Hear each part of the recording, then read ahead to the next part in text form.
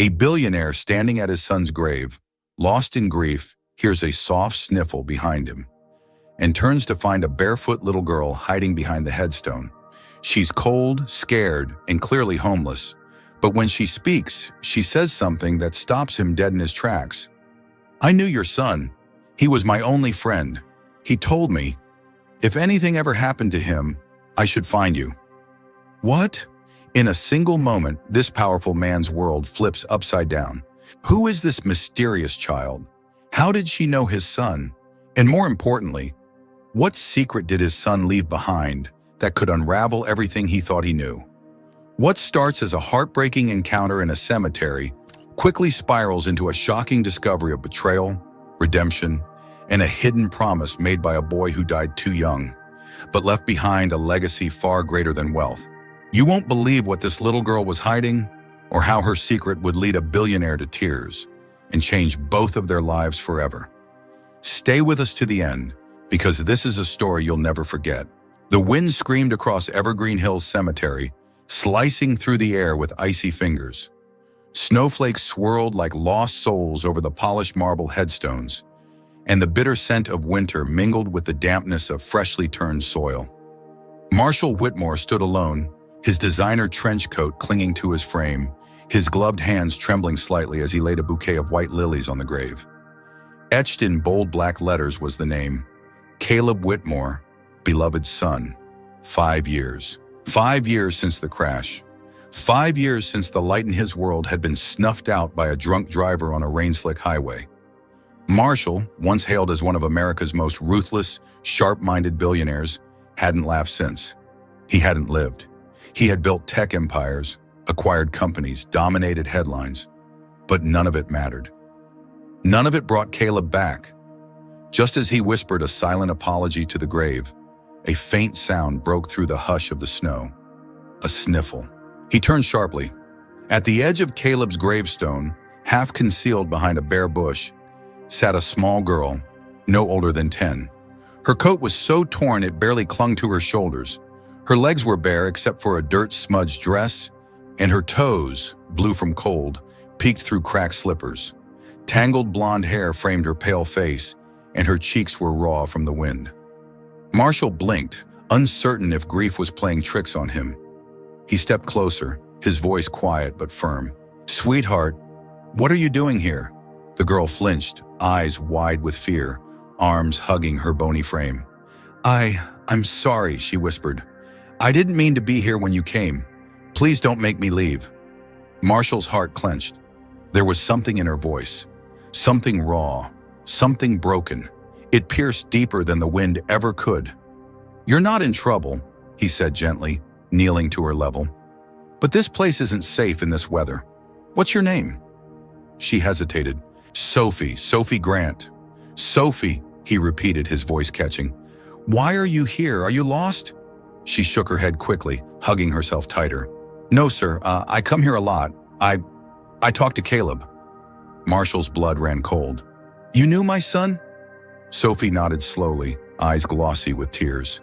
"He was my friend." "Friend?" Marshall's mind reeled. Caleb had never spoken of her. But then again, after his death, Marshall had discovered parts of his son's life that surprised him. Journal entries filled with empathy, stories from teachers about his compassion. "How did you two meet?" She bit her lip, then spoke so softly it almost disappeared into the wind. "The park, near the school.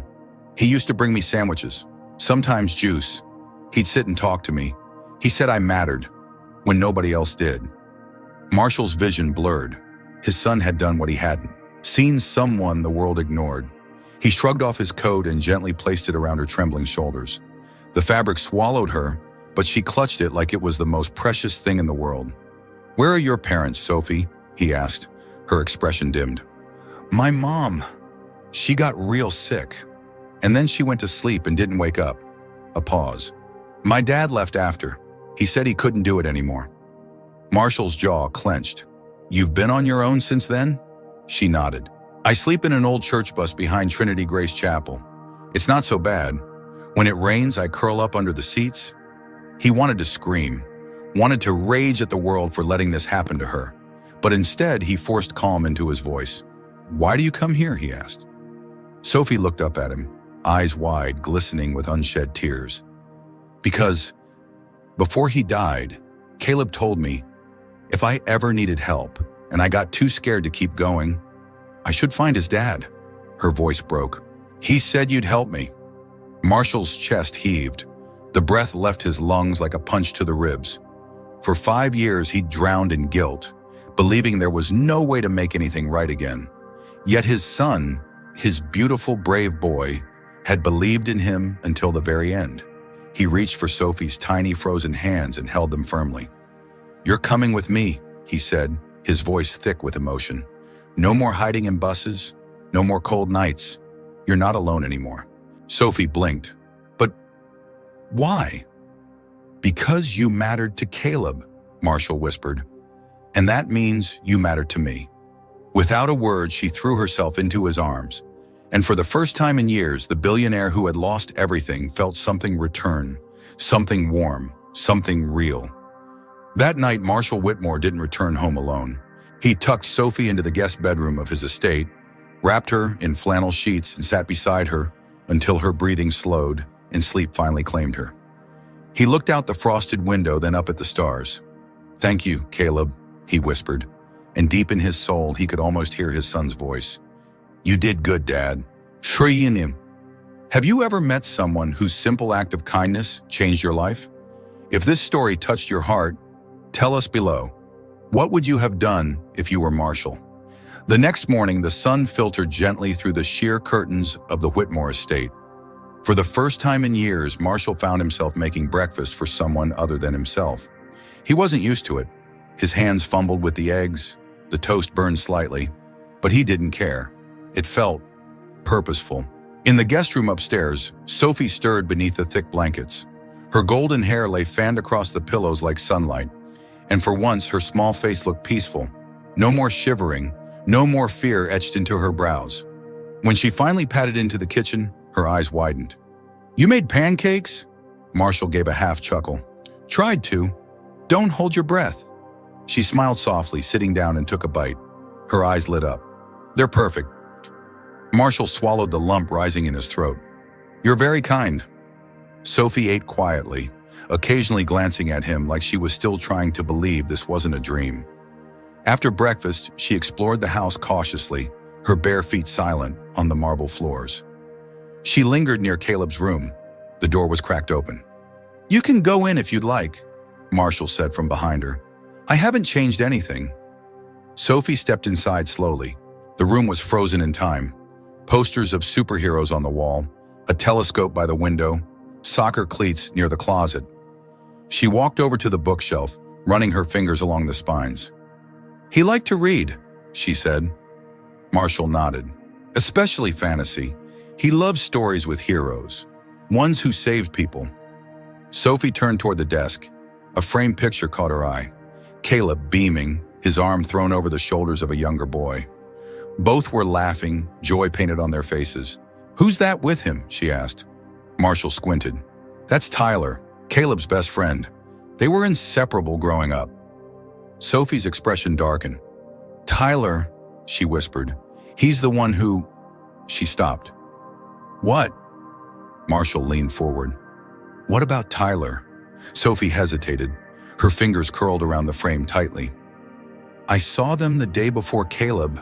You know, they were in the park. Caleb was upset. Tyler kept shouting something about keeping secrets. I didn't understand, but Caleb said he'd do the right thing no matter what." Marshall's heart stuttered. Secrets? The official report had said Caleb had been walking home from soccer practice when he was hit. No foul play, no suspicions, but Sophie's words stirred something long buried. Doubt. "What else do you remember?" he asked gently. Sophie looked down. "Not much. Tyler left angry. Caleb gave me his sandwich and said if I ever needed help, I should come find you." Marshall sat down heavily. Was it possible there was more to the accident? And why had no one ever mentioned Tyler's outburst? Before he could dwell, Sophie pulled something from the coat he'd given her the night before, a crumpled piece of paper. "I found this," she said. It was in the pocket. He took it carefully. The handwriting was unmistakably Caleb's. A note, half finished. "If something happens to me, promise me you'll look after Sophie. She's been through more than anyone knows. Please, Dad, don't let her disappear too." Marshall's hands shook. This wasn't just kindness. Caleb had known. Somehow he'd sensed something was coming, and he had trusted his father to protect the one person he couldn't.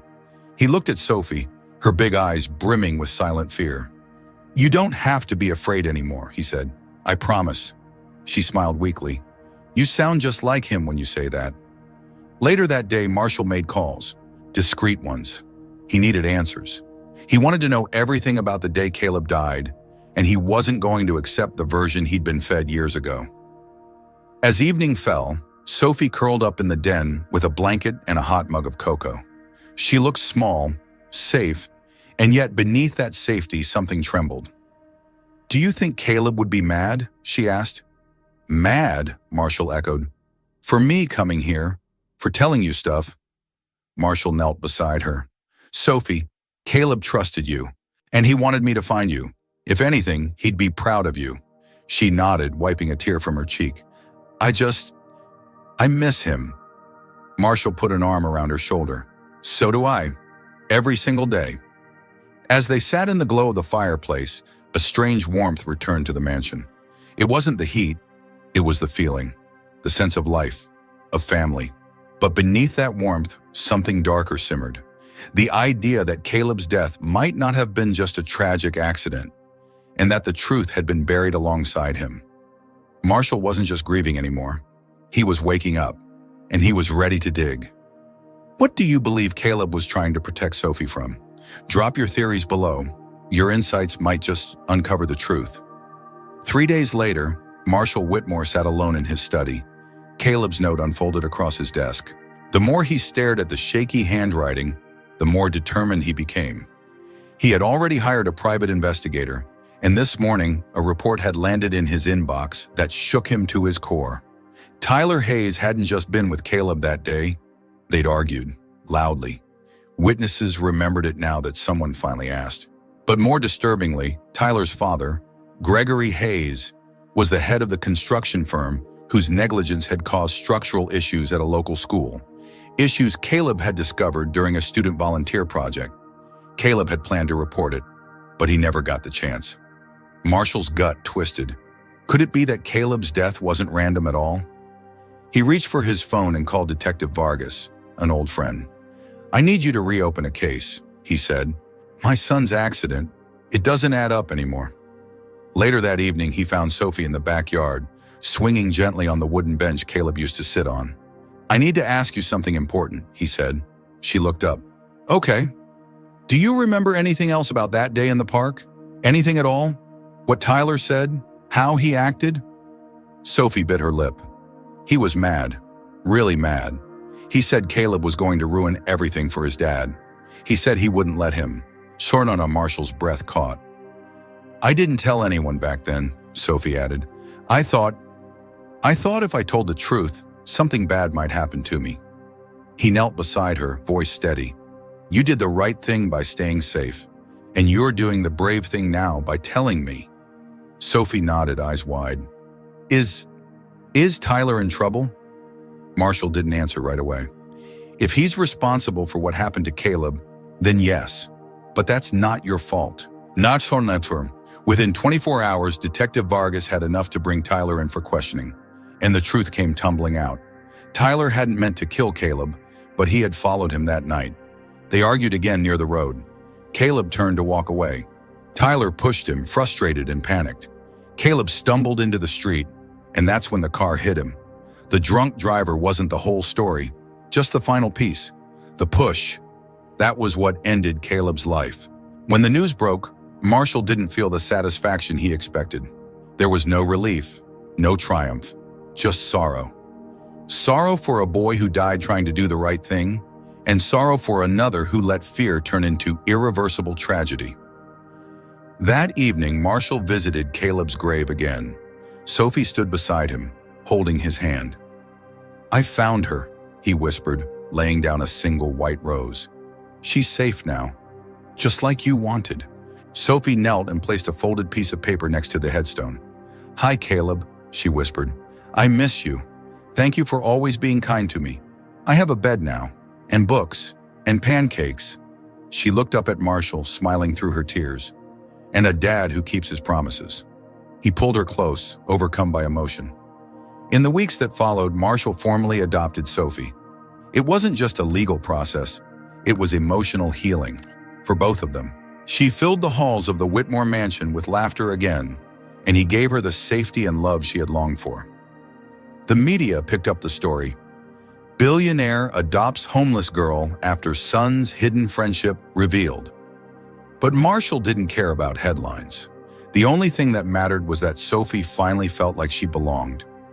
On what would have been Caleb's 18th birthday, they held a quiet ceremony in the backyard. Friends, family, and people from the community came.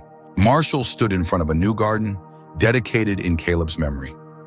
"There are two kinds of legacies," he told the crowd. "One built from money, the other built from kindness. My son Caleb chose the second, and in doing so, he saved a life and gave me a reason to live again." Sophie, now dressed in a clean sundress with a ribbon in her hair, stepped forward and released a white dove into the sky. Everyone watched it soar. Later that night, as the stars blinked into view, Marshall and Sophie sat on the porch steps, side by side. "I think he'd be proud of you," she whispered. Marshall smiled, eyes on the stars. "No, I think he'd be proud of you." If this story gave you chills or brought tears to your eyes, let us know in the comments. Type 100 if it moved you. We'd love to hear your thoughts below.